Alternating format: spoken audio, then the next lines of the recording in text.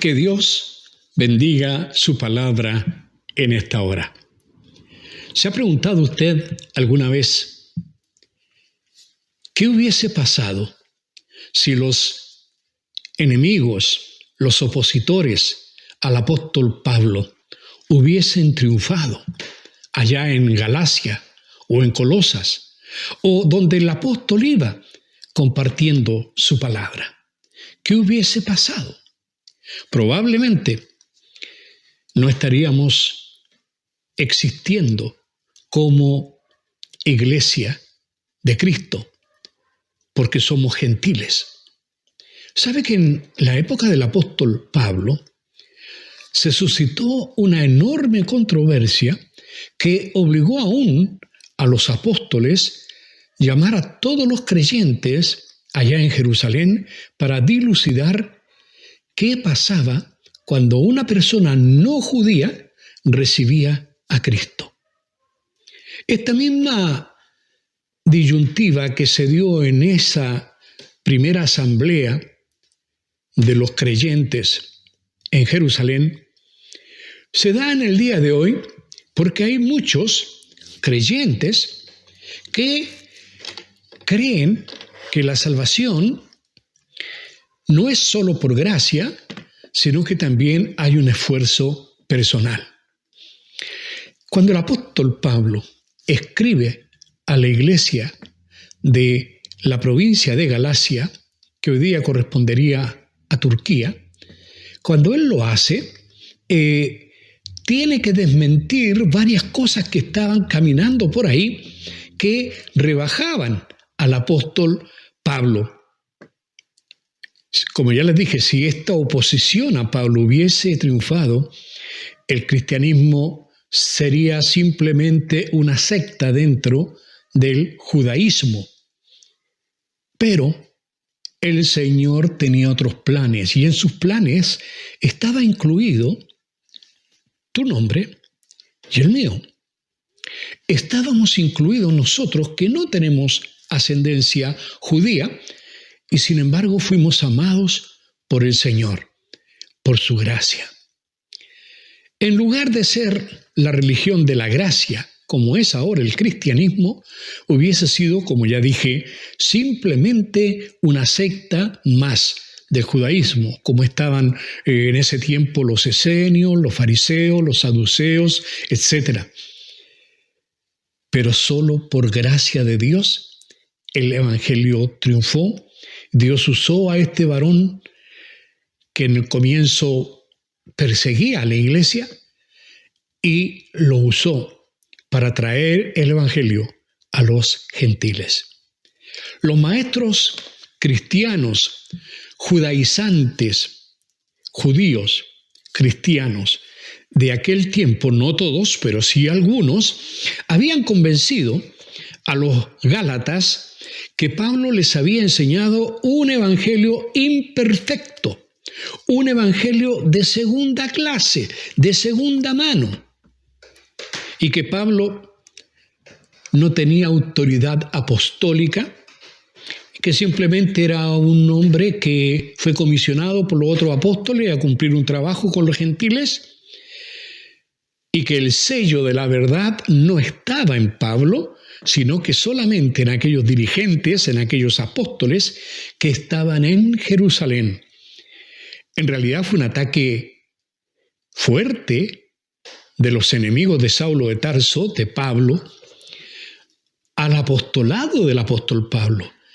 Y él tuvo que defender con argumentos y poner los puntos sobre las íes para ratificar el verdadero evangelio. En realidad, la carta a las iglesias de Galacia, a los Gálatas, es una carta llena de doctrina y que enfrenta dos posiciones dentro del cristianismo diferentes. Por una parte, la ley, aquellos que creen que son cristianos, que reciben a Cristo, pero que además deben cumplir la ley, que además deben salvarse a sí mismos. Y por otro lado, lo que el apóstol aducía, enseñaba, es que la muerte de Cristo, el sacrificio de Cristo, la redención de Cristo era más que suficiente Por fe en Él venía la salvación. Por gracia somos salvos y no por obras. Ese era el postulado del apóstol Pablo. Y él queda muy asombrado. Vamos a analizar esta carta a los Gálatas de a poco. En el día de hoy solamente examinaremos algunos versículos para aprender un poco y quizás sacar experiencia de la experiencia pasada del cristianismo para enfrentar la contingencia actual por la cual también cruza el cristianismo en el día de hoy. Muchos en la época de Pablo lo atacaban diciendo que Pablo no era apóstol. No era apóstol y tenían razones, algunas razones. Por ejemplo, que Pablo no era o no fue un seguidor de Jesús, que no conoció a Jesús, no siguió a Jesús desde un comienzo como los demás apóstoles. Era un apóstol diferente si es que era, así que ellos no lo aceptaban. Para ellos, para ser apóstol, tenía que haber sido un discípulo de Cristo y Pablo no lo fue. En eso tienen razón. Y segundo, pensaban ellos, había que haber sido testigo directo de la resurrección de Cristo, haber visto al Cristo resucitado inmediatamente después de su sacrificio, pasados los 3 días, y tendría que haber sido testigo de esa resurrección. Pablo no vivió ese momento. Y eso eran argumentos fuertes en ese tiempo para aquellos que no estaban seguros de la doctrina de la gracia, no estaban seguros que la salvación fue hecha una vez para siempre por Jesucristo el Señor. Cuidado que en el día de hoy hay algunos que andan con la misma idea, que piensan que la salvación depende de lo que Dios hace y luego de lo que yo hago, y eso es absolutamente falso y contrario al verdadero evangelio. Aunque debo reconocer que Pablo no conoció al Señor cuando él estuvo ejerciendo su ministerio, no estuvo presente cuando él resucitó de los muertos, y en eso podrían tener cierta razón los enemigos de Pablo, estos judíos cristianos que querían a toda costa que los gentiles cumplieran la ley. Pero no podemos cargarle todos los dados a esa gente, porque en realidad algo de razón, como ya dije, tenían. Porque recuerda cuando Judas Iscariote, después que se da cuenta y reacciona lo que había pasado cuando él entregó a Jesús, cuando él reacciona, él va, devuelve las 30 monedas de plata a los sacerdotes, y luego se ahorcó, probablemente se cortó la cuerda, cayó y murió de un golpe después también. Entonces, había que reemplazarlo. ¿Y cómo lo podrían reemplazar? Bueno, sabe que la iglesia tuvo esa disyuntiva. ¿Qué hacemos? Tenían que hacer una elección. En Hechos aparece el modo en que los discípulos obraron y aparecen algunas de las cosas específicas que ellos consideraban importantes para un apóstol. Hechos capítulo 1, versículo 22, lo voy a leer, dice: es necesario pues, están hablando los discípulos, es necesario pues que de estos hombres que han estado juntos con nosotros todo el tiempo que el Señor Jesús entraba y salía entre nosotros, comenzando desde el bautismo de Juan hasta el día en que de entre nosotros fue recibido arriba, uno sea hecho testigo con nosotros de su resurrección. Y entonces ellos eligieron un reemplazante para Judas, un apóstol. Después no escuchamos nunca más de ese apóstol, pero se eligió. El número 12 estaba ahí.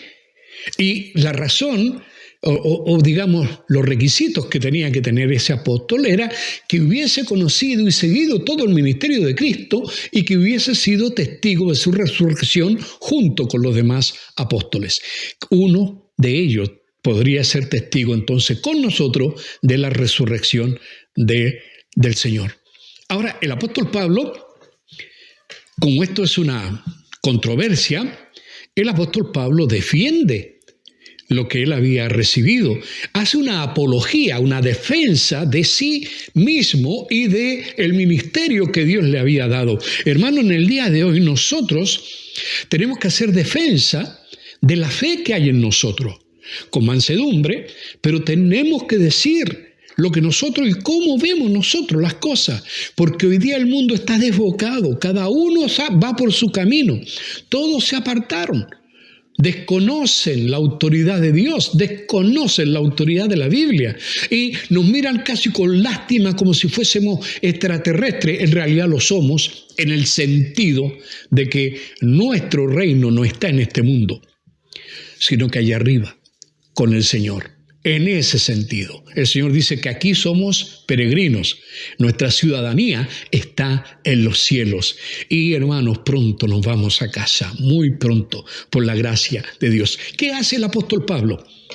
Defiende su fe, defiende su llamado, defiende su ministerio. Hermano, así debemos hacerlo igual nosotros. Defender nuestra fe, defender el ministerio, defender la palabra, defender nuestras creencias.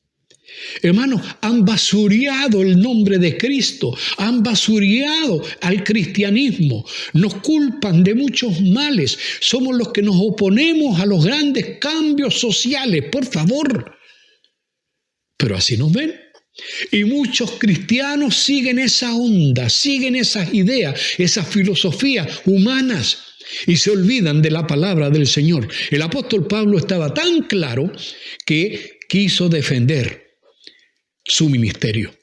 Y él le recordó a los Gálatas, porque ahí les escribe, porque los Gálatas habían sido muy influidos por estas ideas extrañas, les recuerda que su apostolado, su llamado, no tenía un origen humano.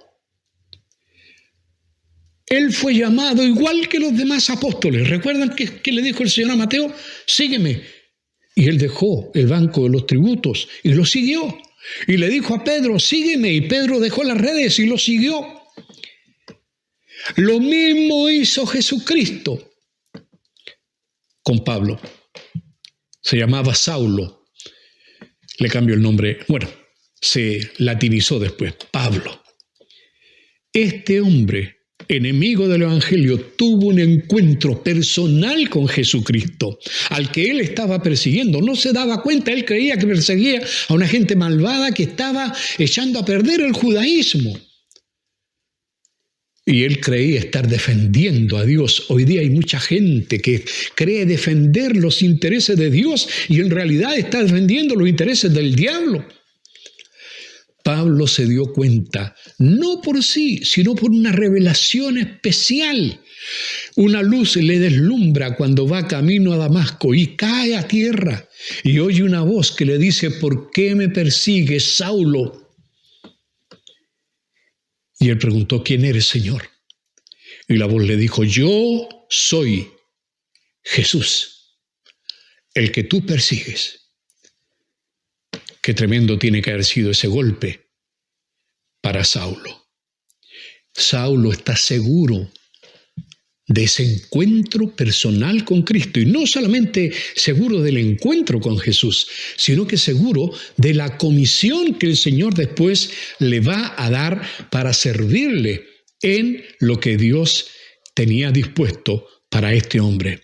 Él, Saulo, dice que él fue llamado por Cristo y por Dios. Eso es lo que dice. Él insiste, además, en esta carta, en que él no está predicando un mensaje de segunda mano. Él no lo recibió de otra persona, lo aclara, no lo recibí.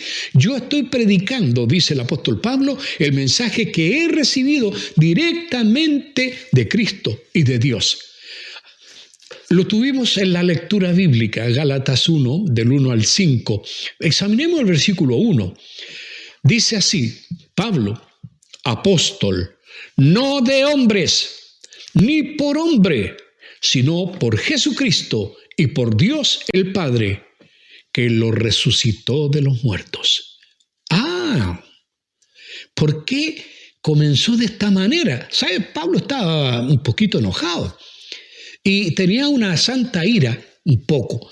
Y el Espíritu Santo aprovecha también esa emoción para que quede plasmada en la palabra la urgencia que tiene el Señor en que se defina bien cómo es la salvación.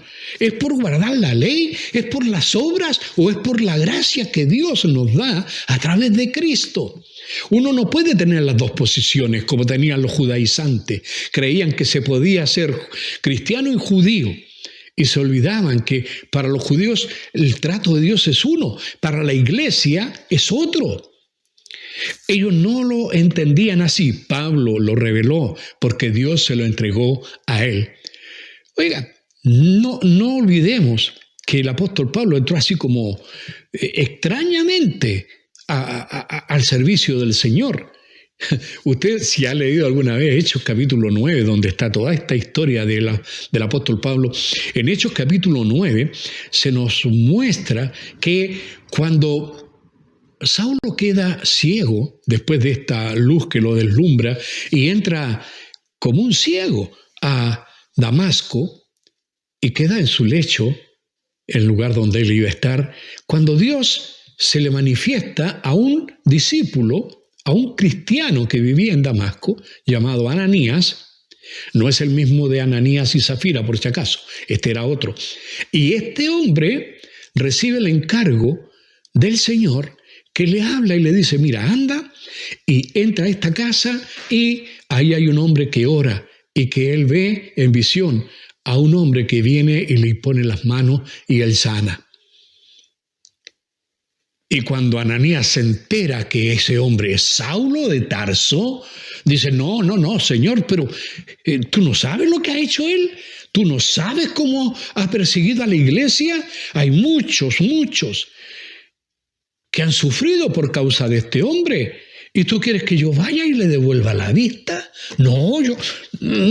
Y el Señor le responde a Ananías. Hermano, el Señor no tiene por qué decirnos a nosotros cuáles son las cosas que Él tiene en su potestad.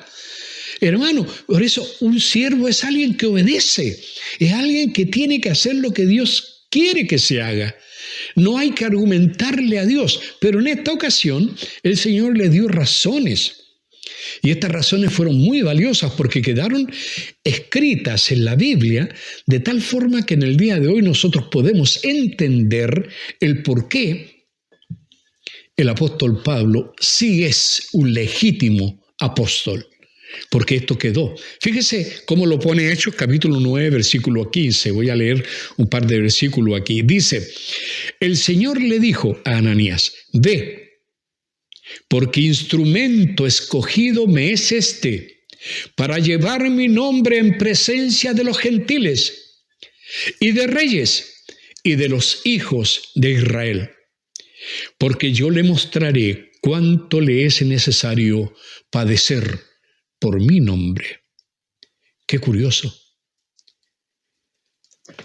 Le está encargando a este hombre que vaya nomás, porque ese que él estaba receloso de recibir como un hermano cristiano, ese iba a sufrir tal cambio que Dios lo iba a usar para llevar el evangelio a los gentiles, cosa que pasó. Y no solamente a los gentiles, que iba a llevar el evangelio a reyes, cosa que pasó. Usted lo puede leer en el libro de los Hechos. Aún el César y la familia de César y gente del pretorio romano escucharon el mensaje que Pablo entregó, aún estando preso en Roma. De reyes y de los hijos de Israel. Ojo, porque esto no se le dijo a los discípulos, no se lo dijo a los demás apóstoles. Los apóstoles se quedaron con un ministerio a los judíos, pero a Pablo se le da un ministerio especial a los gentiles, los reyes o gobernantes y los judíos. O sea, ¿quién tenía una encomienda más alta, más completa, más general? El apóstol Pablo, por sobre los demás discípulos. Ahora bien, el evangelio que Pablo predicaba y que se ponía en duda porque sería de segunda clase, él lo había recibido directamente de Dios. Fíjese cómo lo pone el apóstol Pablo. Nosotros lo recordamos cada vez que tenemos Santa Cena. El apóstol Pablo, ahí en primera carta a los Corintios, en el capítulo 11, en el versículo 23, él dice, porque yo recibí del Señor, no de Pedro, no de Juan, no de Jacob, yo recibí del Señor lo que también os he enseñado, que el Señor Jesús, la noche que fue entregado, tomó pan y lo partió diciendo. ¿Recuerda? Está ahí. ¿De dónde lo recibiste, Pablo? No de hombre. No de hombre, lo recibió de Dios directamente. Él no estuvo en la Santa Cena, sin embargo aquí está, enseñando sobre la Santa Cena, diciendo que él lo había recibido. ¿De quién? De Dios. Como vemos, el evangelio de Pablo era un evangelio que estaba totalmente de acuerdo con la fe que se había comunicado a toda la iglesia. Saulo no venía con algo nuevo. Él venía con el simple evangelio de Cristo. El que tiene al Hijo, tiene la vida. Punto. El que no tiene al Hijo de Dios, no verá la vida, sino que la ira de Dios estará sobre él. Así de simple. Es o tienes a Cristo o no lo tienes. O es por lo que Cristo hizo o por lo que tú haces. Es por la gracia de Cristo o por tu ley, por las obras. Y ya sabe, no puede nadie ser salvo por las obras. Gálatas capítulo 2, en el versículo 6 en adelante, sigue defendiendo en cada capítulo, él va poniendo algo acerca de por qué él tenía que ser recibido con la autoridad de un apóstol y creer lo que él estaba enseñando. Y se pone al lado de los discípulos y él no se achica. ¿Ha leído usted Gálatas 2? Bueno, lo vamos a leer más adelante en algún otro mensaje. El versículo 6 en adelante dice, pero de los que tenían reputación de ser algo. Está hablando de los apóstoles. Lo que hayan sido en otro tiempo, nada me importa. Dios no hace acepción de personas. A mí, pues, los de la reputación o los de reputación, refiriéndose a los apóstoles, nada nuevo me comunicaron, nada nuevo. Antes, por el contrario, como vieron que me había sido encomendado el evangelio de la incircuncisión, es decir, a los gentiles, como a Pedro el de la circuncisión, a Pedro se le entrega en un ministerio para llevar el evangelio a los judíos, la circuncisión. A Pablo para llevar el evangelio a los gentiles. Y eso es muy coherente con nuestra fe. Sigue diciendo Pablo, pues el que actuó en Pedro para el apostolado de la circuncisión, actuó también en mí para con los gentiles.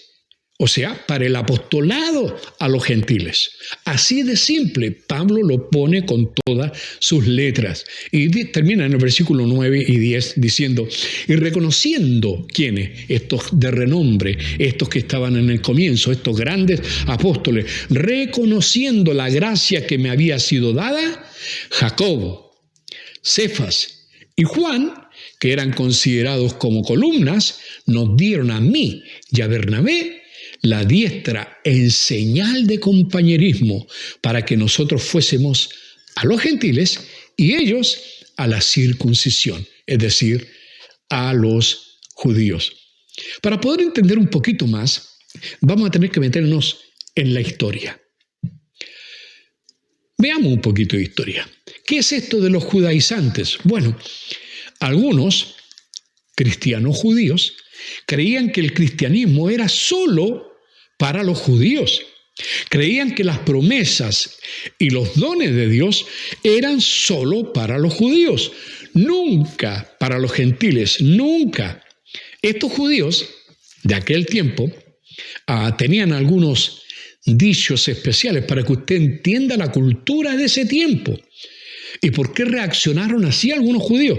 Esto es lo que la historia nos muestra que circulaba dentro de las cosas que decían los judíos de aquel tiempo en cuanto a los gentiles. No voy a poner las más feas, voy a poner algunas nomás. Algunos judíos de aquel tiempo decían, aplasta las serpientes mata a los mejores gentiles. ¡Wow! Ese era un dicho judío, así como quien dice, dime con quién andas. Bueno, así ellos tenían sus dichos. Aplasta a las serpientes. ¿Quién eran las serpientes? Los gentiles. Mata a los mejores gentiles, así morirá la serpiente. Así lo decían, haciendo referencia a lo que Dios le había dicho a Eva, que iba a aplastar, el Mesías iba a aplastar la cabeza de la serpiente. Ahora, había una ley en la tradición judía que establecía, por ejemplo, que era ilegal ayudar a una madre gentil en el momento del parto. Si usted era judío y había una mujer que necesitaba ayuda porque estaba en el parto, o usted era una mujer judía, usted no podía ayudarlo. ¿Por qué? Porque eso sería contribuir a que hubiera otro gentil en el mundo. Hasta ese punto llegaba el odio y la diferencia de un pueblo que estaba sojuzgado por los gentiles. Israel ya había sufrido bastante por los gentiles. Sufrió de los griegos con Antíoco Epifanes. Sufrió de los romanos y estaba sufriendo la hegemonía de Roma en esos momentos. Y ellos tenían la esperanza de que viniera un Mesías a sacar a los romanos de ahí. Por eso rechazaron a Cristo, porque se dieron cuenta que eso no era lo que iba a hacer Jesús. Y se olvidaron, o sea, no vieron que Jesús primero tenía que venir como cordero, luego vendrá como león. Primero venía montado en un burrito, luego entrará montado en un caballo blanco descendiendo del cielo. Hermano, ellos no lo vieron. Pero los judíos de ese tiempo tenían estas cosas en el corazón. Este tipo de judíos que se habían hecho cristianos, veían a Pablo llevar el evangelio a los gentiles, a los despreciados gentiles, y eso no le gustaba para nada, y los llenaba de furia contra el apóstol Pablo, porque estaba echando las perlas delante de los cerdos, porque así consideraban a los gentiles. Pero se les olvidaba a estos que el Señor Jesucristo le había dicho antes de ir al cielo, le había dicho a la iglesia, le había dicho a todos estos cristianos judíos, porque eran todos judíos al comienzo, a estos cristianos judíos les dijo: id por todo el mundo y predicar el evangelio a toda criatura. Y entonces, ¿cuándo? ¿Por qué se oponían? Hermanos, por la estrechez de mente, la estrechez de visión. Hermanos queridos, el evangelio no es para los blancos, no es solo para los negros o los amarillos, es para todas las razas. El evangelio es para todas las culturas, el evangelio es para todas las nacionalidades, el evangelio es para todos los que tienen otras creencias. El Señor nos mandó a llegar allá. Hoy día, hermano, en algunos lugares se prohíbe hablar del evangelio. Hay pena de muerte en algunas partes si te pillan con una Biblia. Antes era peor en algunos países comunistas. Ahora algo se ha relajado eso en algunos lugares. Ahora, hermanos queridos, las implicancias que tenía todo esto para los legalistas judíos, había una salida. Y por eso fueron a convencer a los de Galacia, a los gálatas, los fueron a convencer de que tenían que aceptar, sí, la verdad del evangelio, pero además tenían que hacerse judíos. Usted no puede, eso decían ellos, usted no puede ser cristiano sin hacerse judío. Usted no puede ser cristiano sin cumplir la ley. Usted no puede ser cristiano si no se circuncida. Usted no puede ser cristiano si no guarda el sábado. Usted no puede ser cristiano si no guarda la ley de Moisés. Hermano, si había que guardar todo eso, ¿para qué vino Cristo a morir en la cruz? Si la salvación consistía simplemente en guardar la ley. Hermanos queridos, este era el problema que creaba esta gente a estas iglesias nacientes, fundadas por el apóstol Pablo, en la roca que es Cristo, en la fe de Jesucristo. Entonces, ¿qué significaba esto? Si un cristiano tenía que hacerse judío, significaba que tenía que circuncidarse. un cristiano circuncidado. ¿Sabe? El apóstol Pablo, en otra de las cartas también polémicas, porque también es apologética del apóstol Pablo defendiendo la fe, Colosenses capítulo 2, por ejemplo, versículo 9 en adelante. Por favor, ponga atención, porque esto es algo importante también para nosotros, para lo que tú crees y lo que tú comunicas, para la misma confusión que a veces hay en la mente de algunos cristianos, que se sienten culpables por no guardar la ley. Hermano, nadie puede guardar la ley, nadie. Así lo puso el apóstol Pablo, esto de la circuncisión, en Colosenses 2, dice, versículo 9, porque en él habita, hablando de Cristo, corporalmente toda la plenitud de la deidad. Comienza con esta parte eso, que Cristo es plenamente Dios. Eso es lo que está diciendo. Y luego agrega en el 10, y vosotros, ahora está hablando de la iglesia, estáis completos en él, que es la cabeza de todo principado y potestad. En él, en Cristo, también fuisteis circuncidados con circuncisión no hecha a mano. ¿Se escuchó bien? En Cristo, cuando a Cristo lo circuncidaron a los 8 días de nacido, cuando a Cristo lo circuncidaron, tú, estando en Cristo, fuiste circuncidado. Ese es el argumento del apóstol Pablo. Con circuncisión no hecha a mano. Esto es algo de la fe. Al echar de vosotros el cuerpo pecaminoso, carnal, en la circuncisión de Cristo. ¿Cuándo pasó esto? Cuando a él lo circuncidaron. Todos nosotros que estábamos en el plan de Dios, fuimos circuncidados. Es algo asombroso. Versículo 12.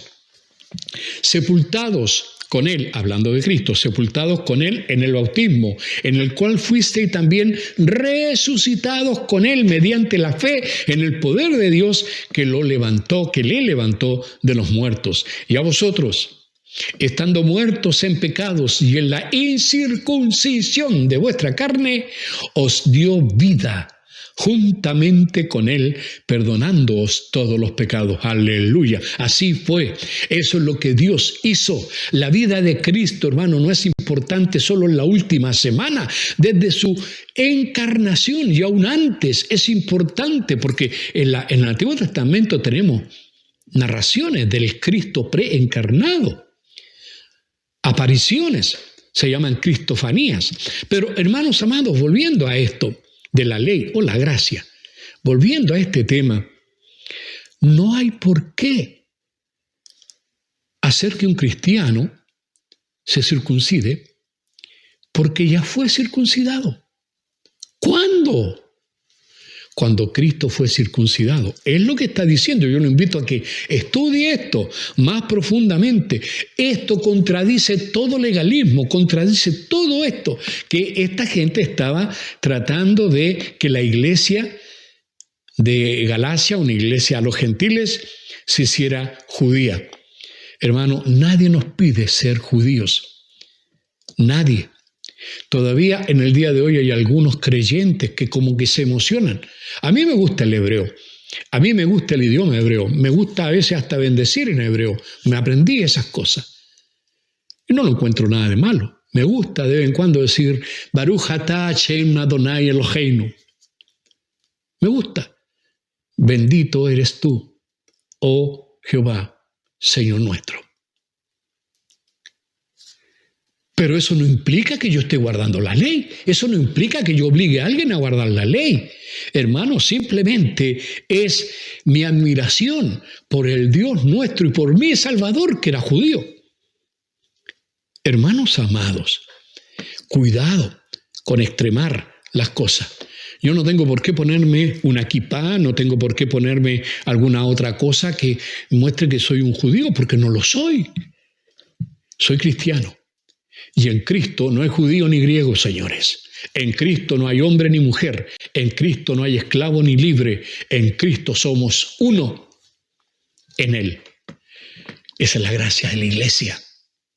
Usted puede elegir la ley, si usted quiere, eso no te salva. De hecho, el apóstol Pablo recomienda confiar solamente en Jesucristo, solamente en Él. Ahora, no solamente tenía que circuncidarse, según estos judaizantes, sino que también tenían que cumplir toda la ley mosaica. ¿Cumplir la ley? Otra vez, el apóstol Pablo, pero ahora en otro libro. Ya no es en Colosenses, no es en Gálatas, sino que es en la carta a los Romanos, en el capítulo 7, en el versículo 1, del 1 al 6, pero voy a leer el 6 solamente. Dice, pero ahora estamos libres de la ley. ¿A quién le está hablando? A gentiles, los de Roma. Estamos libres de la ley por haber muerto para aquella en que estábamos sujetos, de modo que sirvamos bajo el régimen nuevo del Espíritu y no bajo el régimen viejo de la letra. La ley no es el pacto nuevo. El pacto nuevo no es en la sangre de los corderos, no es en los sacrificios que se ofrecían a Dios por los pecados que cometía el pueblo. El Nuevo Testamento, la gracia del Señor, está basada en el sacrificio de uno solo, el Cordero de Dios, que quita el pecado del mundo. En eso solamente, por gracia al Señor y del Señor, descansamos en esta verdad. Hermanos, tenía que ganarse la salvación entonces por sus propios méritos. Eso es lo que decían los judaizantes. Cristo hizo una parte, ahora usted tiene que hacer todo lo demás. Cristo hizo esto, ahora usted siga adelante. Hermanos queridos, porque por gracia sois salvos, dice Efesios 2. Porque por gracia sois salvos, por medio de la fe, y esto no de vosotros, pues es don de Dios, no por obras, para que nadie se gloríe. El judío se presentaría a Dios diciéndole, mira, oh Señor, aquí está mi circuncisión, aquí están mis obras, cómo cumplo la ley, dame la salvación porque me la merezco. Pablo jamás diría eso. De hecho, dice otra cosa muy distinta. Pablo dice, no me gloriaré jamás, oh Dios mío, de todo aquello que un día cumplí.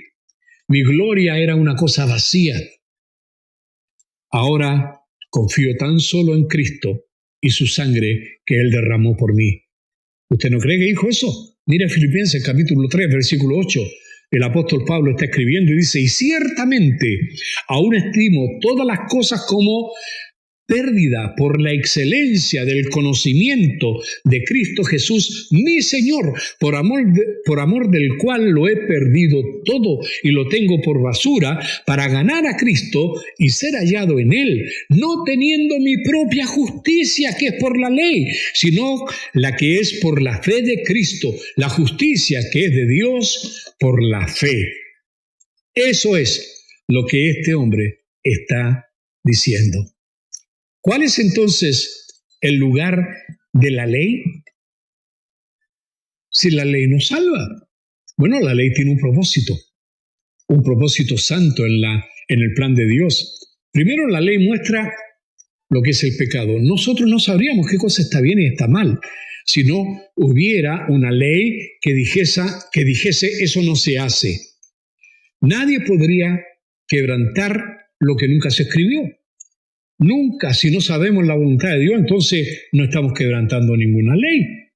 No sabríamos lo que es el pecado. Y en segundo lugar, la ley realmente conduce a una persona a la gracia de Dios.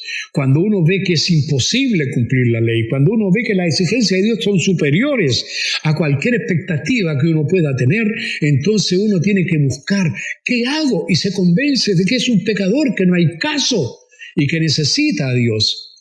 En este caso, hermano querido, nos lleva a la gracia de Cristo, a aceptar lo que Él hizo a favor nuestro. El problema con la ley es que, como somos pecadores, no la podemos cumplir perfectamente nunca. La ley nos convence de nuestra propia insuficiencia y por último nos impulsa a admitir que lo único que nos puede salvar es la gracia de Dios. En otras palabras, la ley es una etapa esencial en el camino de la gracia.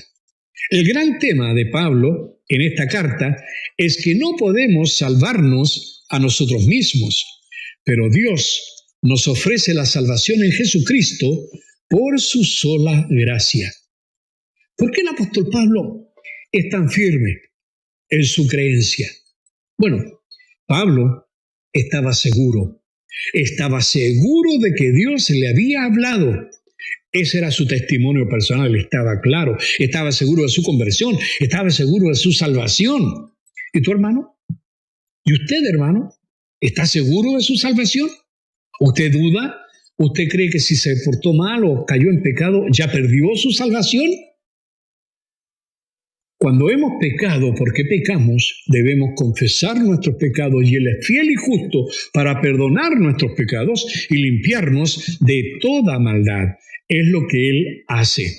Hermano, recuerde, Primera de Juan, capítulo 5, 13. ¿Estás seguro de tu salvación? Mira, el apóstol Juan, ya viejito, escribe en la primera carta de Juan, en el capítulo 5, versículo 13, dice: estas cosas os he escrito a vosotros que creéis en el nombre del Hijo de Dios, para que sepáis que tenéis vida eterna y para que creáis en el nombre del Hijo de Dios. Primera cosa entonces, no lo olvides, esto, la palabra de Dios, y Juan lo está diciendo con todas sus letras, a ti que crees en Cristo, tú que crees en el nombre del Hijo de Dios, en Jesucristo el Señor, se escribe esto para que sepas, no para que dudes, para que sepas, eso es certeza, para que sepas que tienes vida eterna.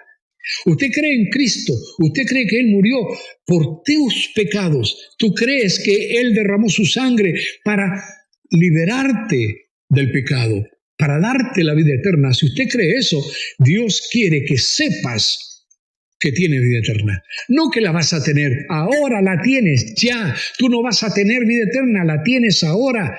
La tienes ahora. Cierto que el cuerpo va a morir, cierto que vamos a morir, cierto que esto va a deshacerse, pero tenemos eternidad en nosotros con Él.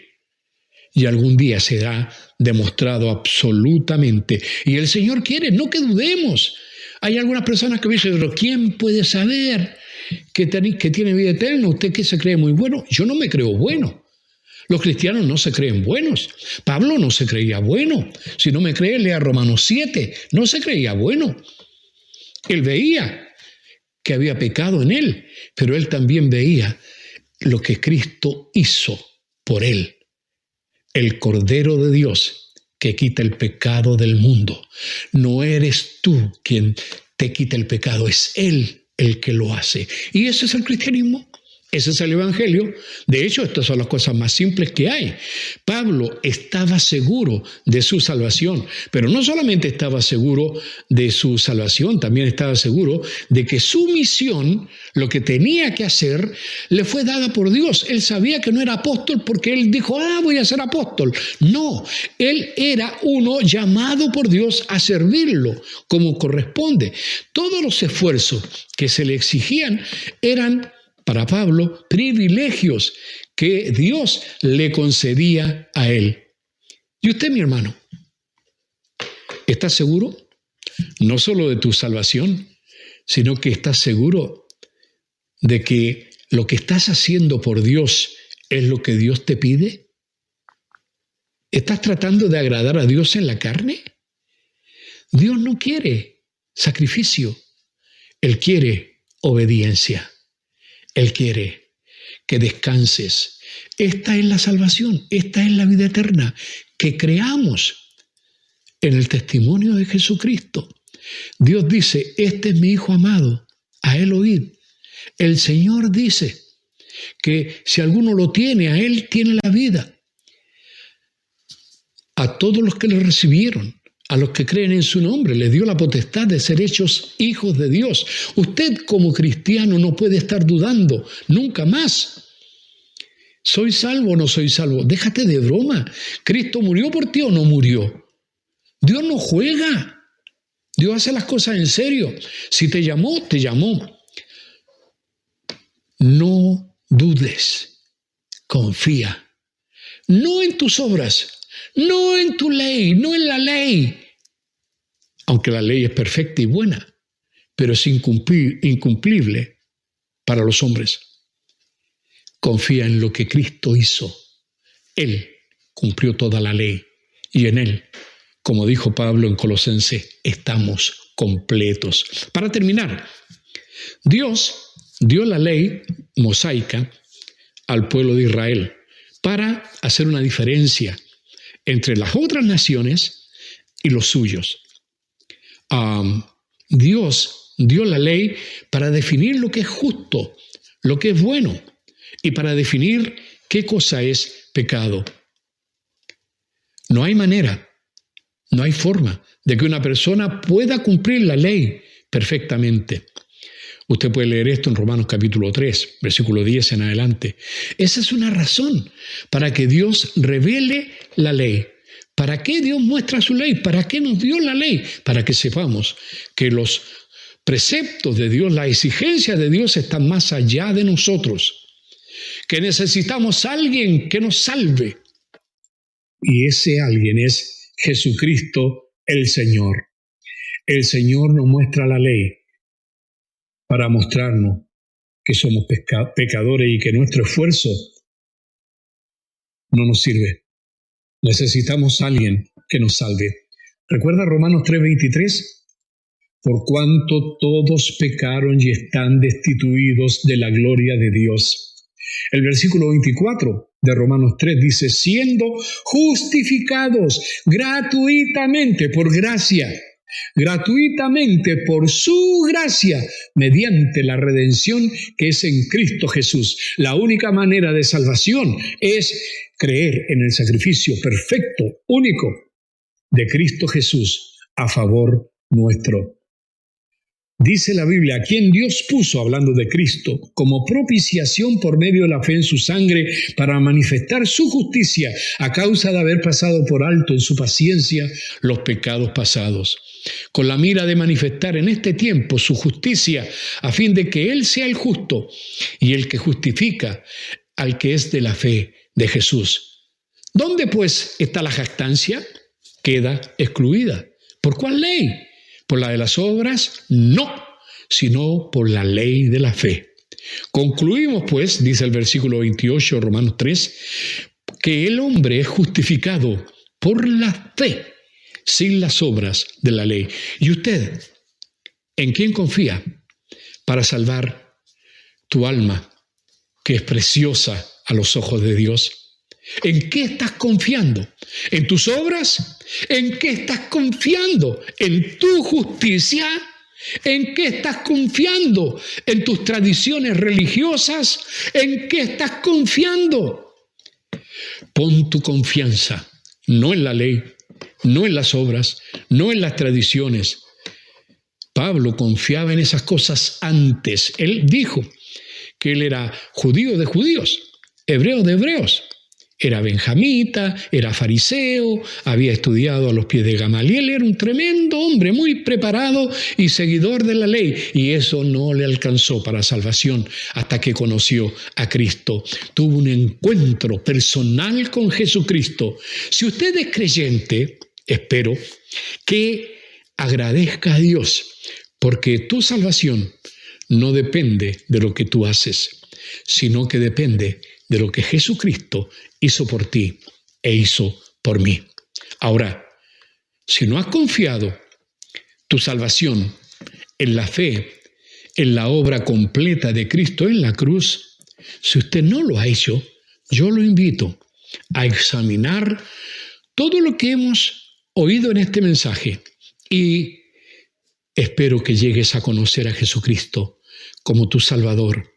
Él es el único ser humano que cumplió la ley y la cumplió por ti y por mí. Creer en Cristo es creer en todo eso.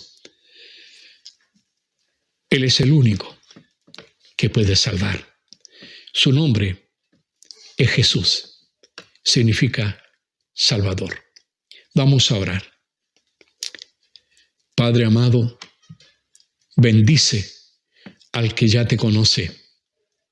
Bendícele, Señor, con seguridad en su vida, que confíe solamente en la salvación por gracia que viene de Cristo.